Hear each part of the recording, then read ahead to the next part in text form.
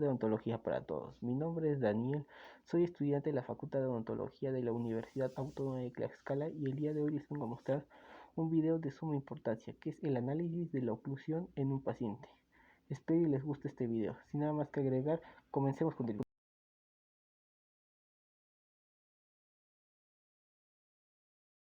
De lo primero que hablaremos será de la clasificación de Angle, que en 1899 Edward Angle propuso un esquema muy visual y simple que fue universalmente aceptado. Este esquema o clasificación se basa en una subdivisión de los principales tipos de maloclusiones, denominándolos así a estos tipos como clases. La clasificación de Angle se basa en plano sagital del espacio, es decir, delante y hacia atrás. Se toma como referencia la relación del primer molar superior con el primer molar inferior. Así pues, la clasificación de Angle se basa en tres grupos principales de maloclusiones, que se puede clasificar en clase 1, clase 2 y clase 3. Clase de Angle 1, o también llamada neutra. En la clase de Angle 1, la cúspide mesiobucal del primer molar superior ocluye con el surco bucal del primer molar inferior. La oclusión clase 1 puede ser dividida adicionalmente en oclusión normal y maloclusión. Ambos subtipos tienen la misma relación molar, pero esta última también está caracterizada por apiñamiento, rotaciones y otras irregularidades en posición. Clase de Angle 2 o clase distobucal. Es cuando la cúspide mesiobucal del primer molar superior ocluye anterior al surco bucal del primer molar inferior. Existen a la vez dos subtipos de la oclusión clase 2. Ambos presentan una relación molar clase 2, pero la diferencia radica en la posición de los incisivos superiores. En la maloclusión clase 2, división 1, los incisivos superiores están inclinados labialmente, creando una sobremordida horizontal significativa. Por el contrario, los incisivos centrales superiores están inclinados lingualmente y los incisivos laterales están labialmente inclinados en la maloclusión clase 2, división 2. Cuando se mide desde los primeros incisivos, la sobremordida horizontal está dentro de los límites normales en los individuos con maloclusión clase 2, división 2. Clase de Angle 3 o clase mesiobucal. Es cuando el primer molar inferior se encuentra en relación mesial respecto del superior. La articulación dentaria a nivel del área de los incisivos está habitualmente invertida. Dicho lo anterior, pasaremos a hacer nuestra primera revisión de la clase de Angle en nuestro paciente, como podemos observar a continuación. Dicho lo anterior, podemos decir que nuestra paciente se encuentra en una clasificación tipo 1, que es una clasificación normal, ya que el primer molar inferior se encuentra en relación normal, ocluyendo la cúspide mesiovestibular del primer molar superior con el surco mesiovestibular del primer molar inferior.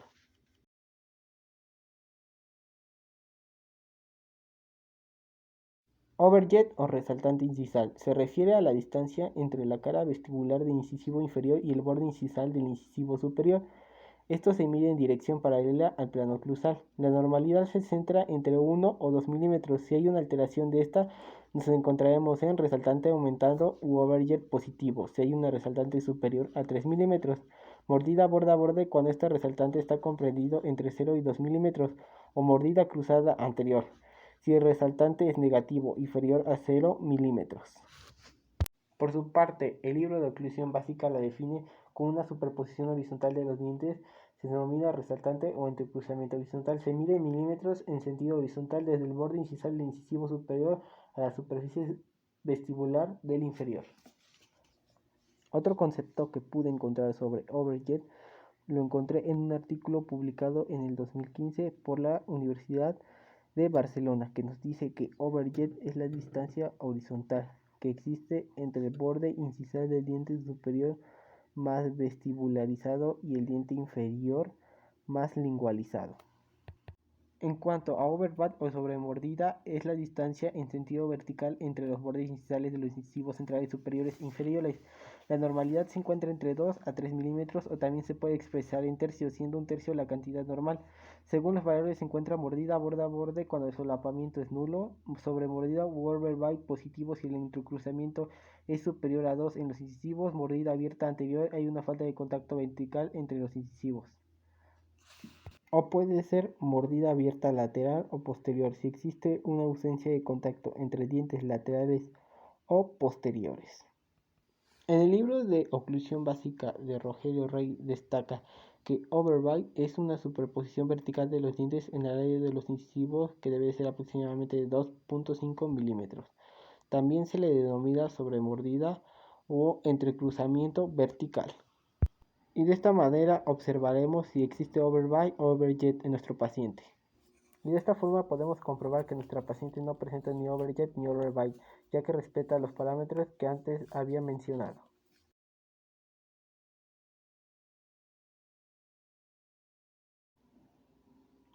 En cuanto a la guía anterior o oclusión dinámica fisiológica, es el contacto que se produce en los contornos palatinos de los 6 dientes anterosuperiores con el área incisal de los 6 dientes anteroinferiores en oclusión céntrica, así como en protrusión, laterotrusión y lateralidades.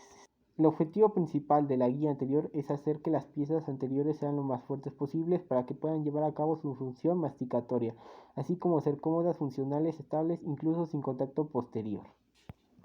Pero existe un gran problema en la obtención de la guía anterior, ya que esta está relacionada con interferencias constantes del segundo molar. Cuando estos dientes no están incluidos en algún tratamiento de ortodoncia y están desalineados en relación con los otros dientes, estos se convierten en una interferencia principal para que los dientes anteriores no logren su objetivo principal, que es la guía anterior.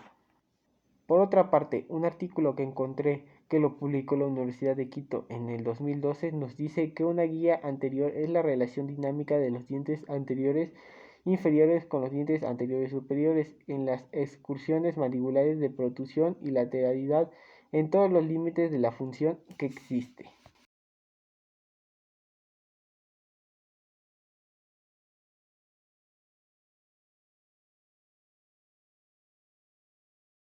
Mordida abierta.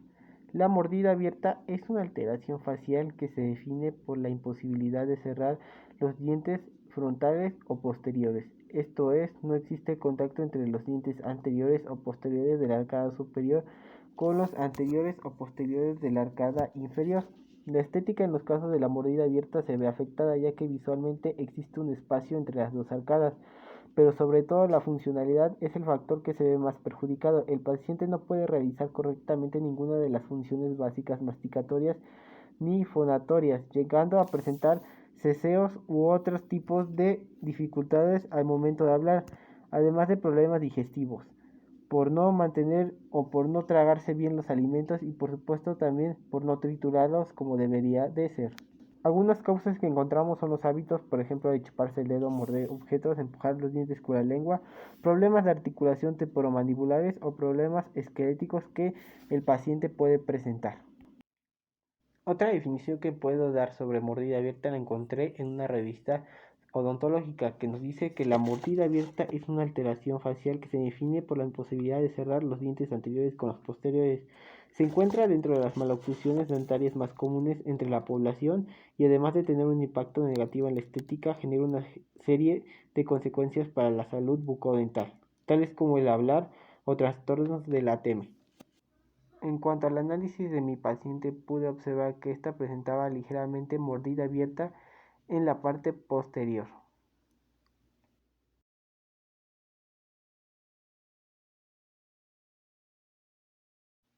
Mordida cruzada. Hablamos de mordida cruzada cuando existe una relación incorrecta entre los huesos maxilares, ya sea el maxilar superior y mandíbula, o el encaje de los dientes. Esta forma inadecuada de oclusión hace que las piezas dentarias superiores queden por detrás de las inferiores.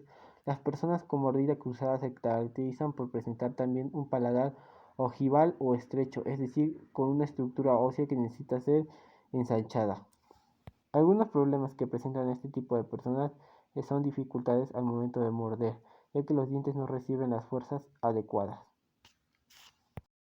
Dentro de la mordida cruzada podemos encontrar tres clasificaciones, que es la mordida cruzada anterior. Esta se define como una maloclusión intermaxilar en el plano sagital, en la que uno o más dientes anterosuperiores ocluyen igualmente respecto a los dientes anteroinferiores, es decir, los incisivos y o caninos inferiores están delante de los incisivos y o caninos superiores en oclusión céntrica. En una oclusión normal nos encontraremos con un resaltante positivo, en cambio, En una no normal nos encontraremos con una resaltante negativa o resaltante invertido. En la mordida cruzada posterior es una maloclusión en el plano transversal donde las cúspides palatinas de los dientes posteriores superiores ocluyen igualmente de las fosas de los dientes posteriores inferiores en oclusión céntrica, es decir, una anomalía en plano horizontal, donde los premolares o molares superiores ocluyen por dentro de los inferiores. Englobaríamos la oclusión cuspidia o cuspidia posterior dentro de la mordida cruzada posterior. Y por último, la mordida cruzada completa es la conjunción de una mordida cruzada anterior junto con la mordida cruzada posterior. Es decir, cuando encontramos una mordida cruzada tanto a niveles posteriores como a niveles anteriores. En cuanto a nuestra paciente, podemos ver cómo hay ausencia de mordida cruzada, ya que anteriormente habíamos dicho que nuestra paciente se encuentra en una clase tipo 1 o clase neutra.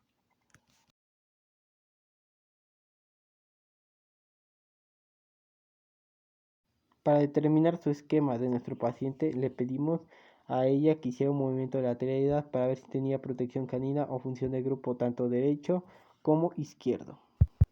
En cuanto a nuestro paciente, diagnosticamos que esta presenta función de grupo, ya que como vemos, además del canino, las otras piezas dentarias contactan entre sí. Al igual que también podemos notar que nos encontramos en el lado de trabajo, ya que las piezas dentarias hacen contacto tanto en la superior con la inferior. En el lado contrario encontraremos el lado de balance, o también llamado el lado de no trabajo, ya que este lado se mueve en dirección a lo que es la línea media. En el lado derecho podemos encontrar que nuestra paciente al momento de hacer un movimiento de lateralidad, esta se encuentra en protección canina, ya que solamente el canino hace contacto con la cúspide del canino inferior. De igual forma podemos decir que nos encontramos en el lado de trabajo, ya que los órganos dentarios hacen contacto. En su lado opuesto nos encontraremos con el lado de balance, que será el que se acerque más a la línea media.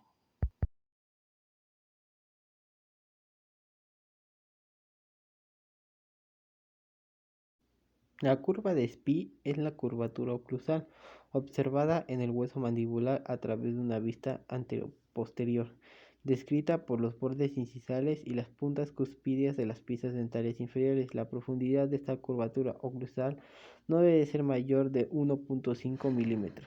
En la oclusión dentaria, la curva de Spee es necesaria para mantener un sistema masticatorio eficiente, un adecuado balance muscular y una función oclusal apropiada. Otra definición que pude encontrar fue en una revista que publicó la Universidad Iberoamericana en el 2016, que nos dice que la curva Spee se desarrolla principalmente a partir de un evento dental en el cual interviene la erupción de los primeros y segundos molares e incisivos mandibulares permanentes. En nuestro paciente un plano lateral se puede marcar muy bien la curva de Spee.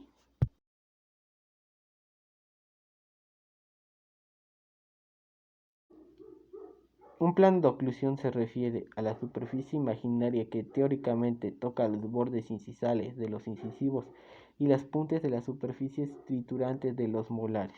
Otra definición que puedo dar para que sea mucho más entendible este concepto es que es una línea imaginaria que toca los bordes incisales de los incisivos y las puntas cuspídeas de la superficie de oclusión de los dientes posteriores.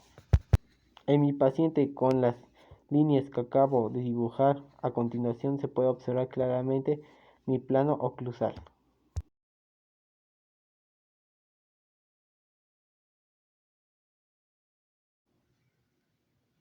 Cúspide de trabajo o de apoyo. Es donde tiene lugar cuando la mandíbula hace movimientos de lateralidad y existe un contacto prematuro entre las piezas dentales posterior-superiores con las posterior-inferiores del mismo lado al del movimiento que va a hacer la mandíbula. A continuación vemos cómo en movimientos de apertura y cierre que hace nuestro paciente observamos las cúspides de trabajo. Y en otro plano podemos observar el movimiento de las cúspides inferiores de trabajo. En cuanto a las cúspides de balance, tanto superiores como inferiores nos ayudarán a la masticación, a la estabilidad dental y mandibular, a la protección de los tejidos, por supuesto a la estética, a los guías de movimiento, al corte de alimento, a la estabilidad dental y mandibular.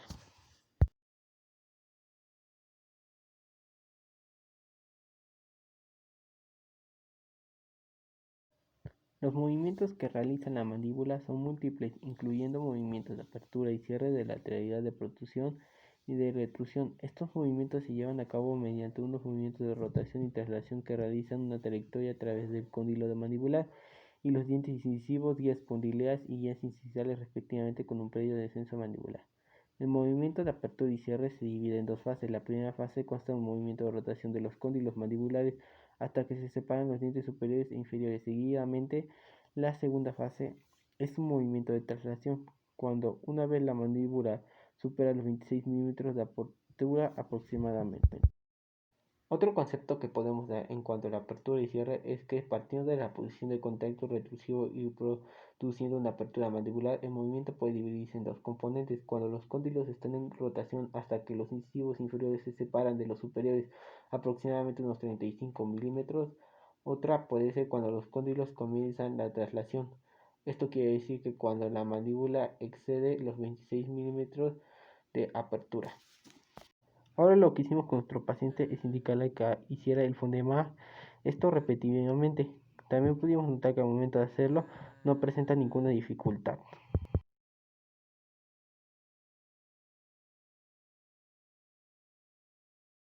La apertura máxima mandibular es un movimiento básico que inicia desde la posición dental intercuspidia, seguida por el desplazamiento de la mandíbula hacia abajo y hacia atrás, donde se pierde en contacto entre los dientes superiores y los inferiores. Es en esta posición cuando se mide la distancia vertical.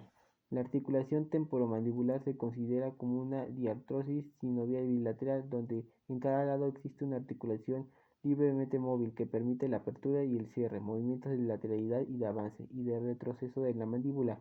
Está rodeada por una cápsula que contiene como parte de su revestimiento interno líquido sinovial viscoso que, junto con los ligamentos laterales esfenomandibulares y estilomandibulares, le otorgan una estabilidad a su estructura. Como toda la articulación, desarrolla funciones con interrelaciones complejas, capaces de adaptarse a las exigencias funcionales de la masticación, la deglución y la fonación.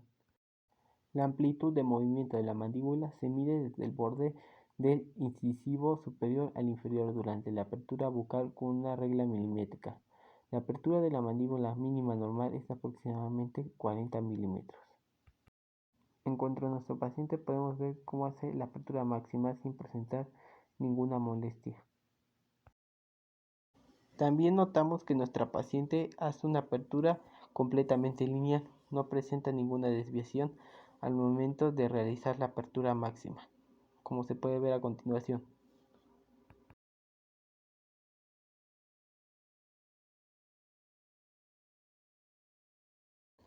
Articulación temporomandibular. Esta está compuesta por un conjunto de estructuras anatómicas que, con la ayuda de grupos musculares específicos, permiten a la mandíbula ejecutar varios movimientos aplicados a la función masticatoria, ya sea apertura, cierre, protrusión, reducción o lateralidad. El diccionario de términos médicos la describe como una articulación bicondilea entre la fosa mandibular y el tubérculo articular del hueso temporal por arriba y el cóndilo de la mandíbula por abajo, estabilizada por un disco articular que permite movimientos de descenso y elevación, así como desplazamientos anteriores, posteriores y laterales de la mandíbula. Existe además una dentaria entre las piezas de los dos maxilares que mantiene una relación interdependiente con la ATM. Cualquier trastorno funcional o patológico de la localización en cualquiera de ellas será capaz de alterar la integridad de sus respectivos elementos constitutivos. La ATM está formada por el cóndilo de la mandíbula con las fosas mandibulares de la porción petrosa del temporal. El músculo temporal es un tejido plano y abundante que se localiza por encima del hueso temporal de la cavidad craneal, que tiene funciones relacionadas con el movimiento de la boca durante el proceso de la masticación. En concreto, este músculo se encarga de elevar el maxilar inferior y de devolverlo a su posición cuando ya se ha llevado a cabo la masticación. Ahora pasaremos con la palpación del músculo temporal. Cabe recalcar que la paciente nos indicó que no presentaba ninguna molestia al momento de hacerle la palpación, además de que tampoco nosotros notamos anormalidades. El músculo mesetero es uno de los músculos más potentes del cuerpo humano. Pertenece a los denominados músculos de la masticación. Está formado por dos porciones musculares, una profunda y otra superficial. La superficial se inserta por arriba en 2/3 anteriores del arco cigomático y por debajo en la superficie externa de la mandíbula en el ángulo y mitad inferior de la rama mandibular, mientras que la porción profunda se inserta por arriba en el tercio posterior del arco cigomático y por debajo en la superficie lateral de la apófisis coronoides de la mandíbula y en la mitad superior de la rama mandibular. Ahora pasaremos con la palpación del músculo macetero, tanto profundo como superficial. Cabe recalcar que la paciente nos indicó que no presentó ninguna molestia al hacer la palpación, además que nosotros no encontramos ninguna anormalidad. Músculo pterygoideo externo. Es un músculo que se encuentra en la fosa pterygomaxilar. Es corto con forma de cono cuya base se corresponde al cráneo y su vértice se encuentra en la articulación temporomandibular. Es el encargado de hacer el movimiento de protrusión y los movimientos de lateralidad de la mandíbula. Los dos axes musculares del pterygoideo externo funcionan de forma independiente el uno del otro. Así el haz superior se contrae cuando hay cierre masticatorio, junto con el músculo temporal cuando se realiza un movimiento lateral. Ahora pasamos con la palpación de los músculos pterygoideos laterales. De igual forma, la paciente nos indicó que no presentó ninguna molestia al momento de hacerle la palpación.